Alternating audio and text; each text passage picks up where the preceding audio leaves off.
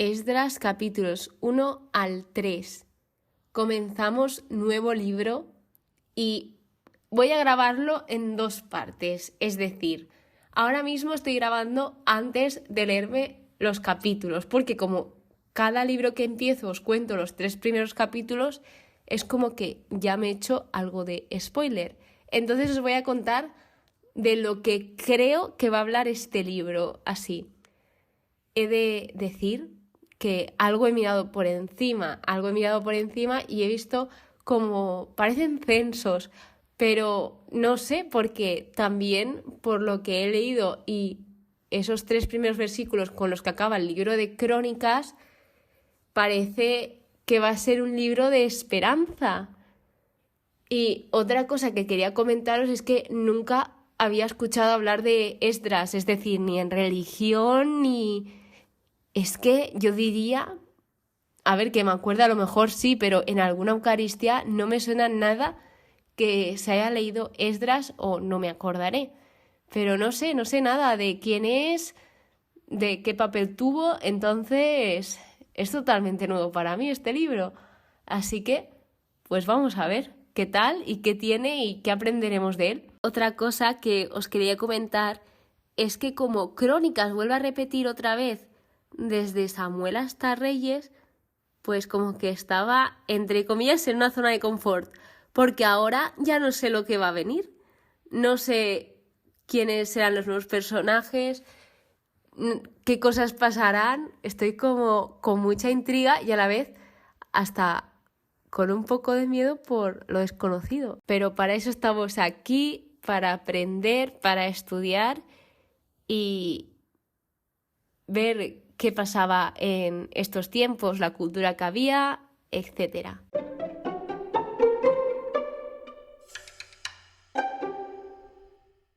Bienvenido a la segunda parte de este episodio, donde ya os vengo a desarrollar los capítulos del 1 al 3. Por lo tanto, como siempre al empezar cada libro, me gusta saber el autor. En este caso, del libro de Esdras es el mismo Esdras, pero como curiosidad tenemos que este libro está dividido en dos, es decir, anteriormente fue un libro, pero ahora se divide en dos, que para mi sorpresa era un libro Esdras y Nehemías, y ahora se divide en el libro de Esdras y en el libro de Nehemías. Pensaba que estos dos libros eran independientes y que no tenían nada que ver, pero sí, parece que Esdras y Nehemías antes eran solo un libro. Bien, ¿qué significa Esdras? ¿Qué significado tiene? El nombre de Esdras significa al que Dios ayuda y es un nombre propio masculino que procede de la palabra hebrea Ezra, que significa ayuda o ayudar. Así que de lo que hablará este libro es del regreso del destierro y la reconstrucción del templo, y encontraremos 3 líderes clave. En primer lugar tenemos a Zorobabel, que aparecerá de los capítulos 1 al 6. Esto significa plantado en Babilonia, su nombre significa esto. Y lo que hace Zorobabel es dirigir a un grupo de israelitas en su regreso a Jerusalén. Además, también se habla de que hubo oposición hacia los nietos de los israelitas que no fueron llevados al exilio. Supongo que eran los que se quedaron allí en Jerusalén y en Judá. Él realiza una restauración sagrada.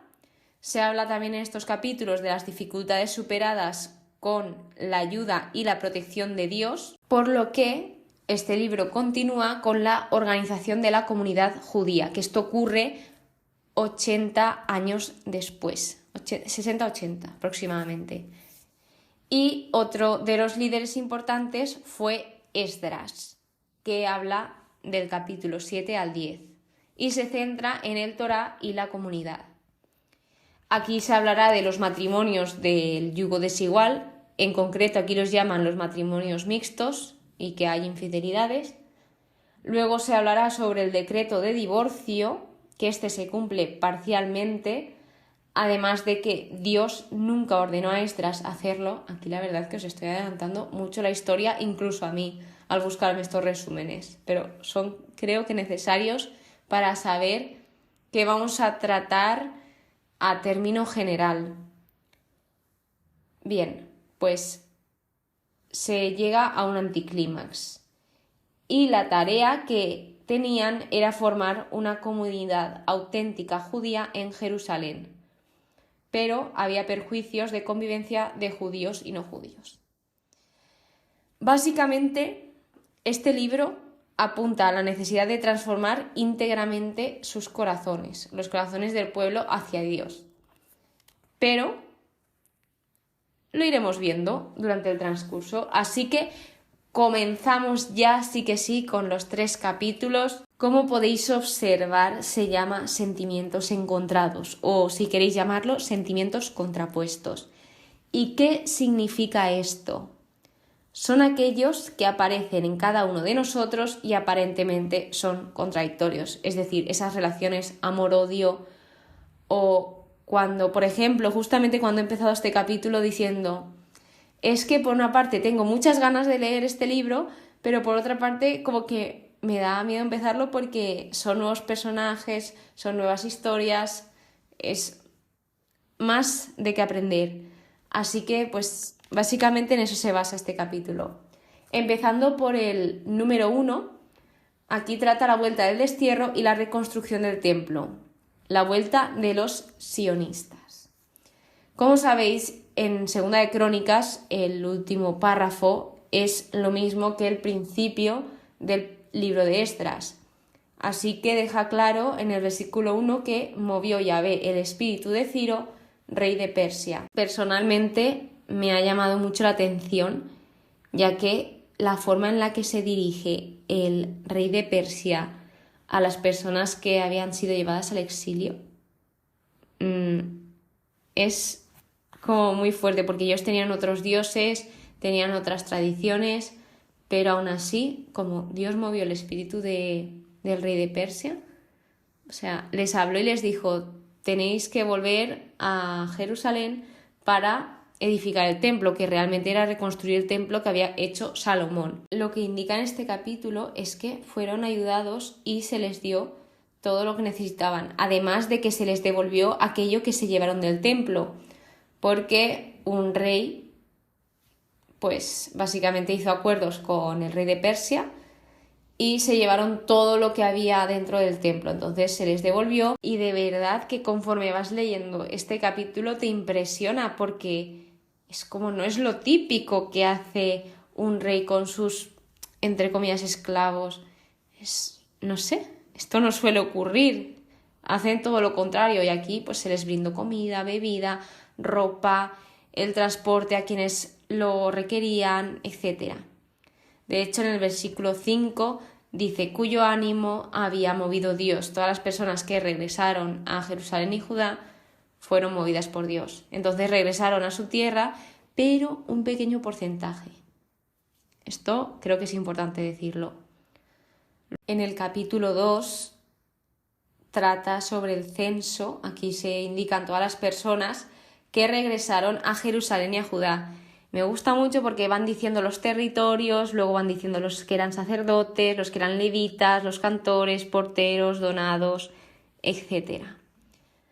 Y también dice que hubo algunos que no pudieron probar si su familia y su estirpe eran de origen israelitas. Entonces lo que se hizo con estas personas es excluirlas del sacerdocio hasta demostrar lo contrario.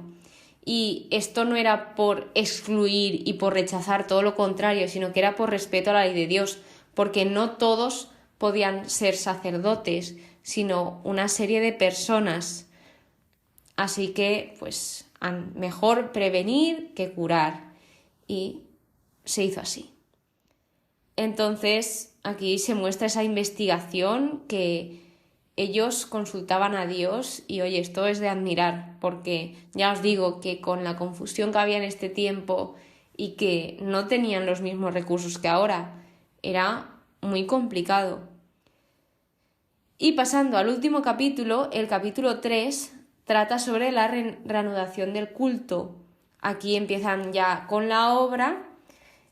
En el versículo 9 me gusta mucho porque habla sobre esa unión que tenían, dice, como un solo hombre, se ve que pues eran un grupo y al final realmente era como uno, y ahí indica cuán unidos estaban ellos.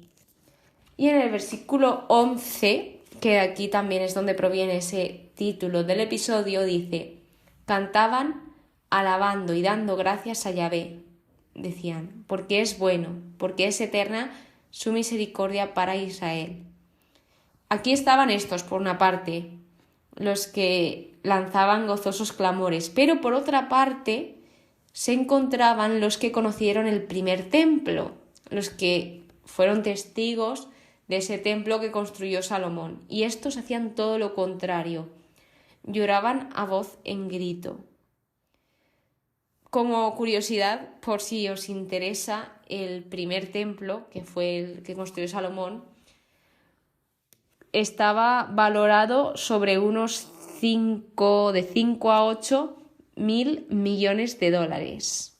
Una locura, os podéis imaginar lo grande que era, todo lo que podía haber dentro, y bueno, eso está explicado en la Biblia, en los libros anteriores.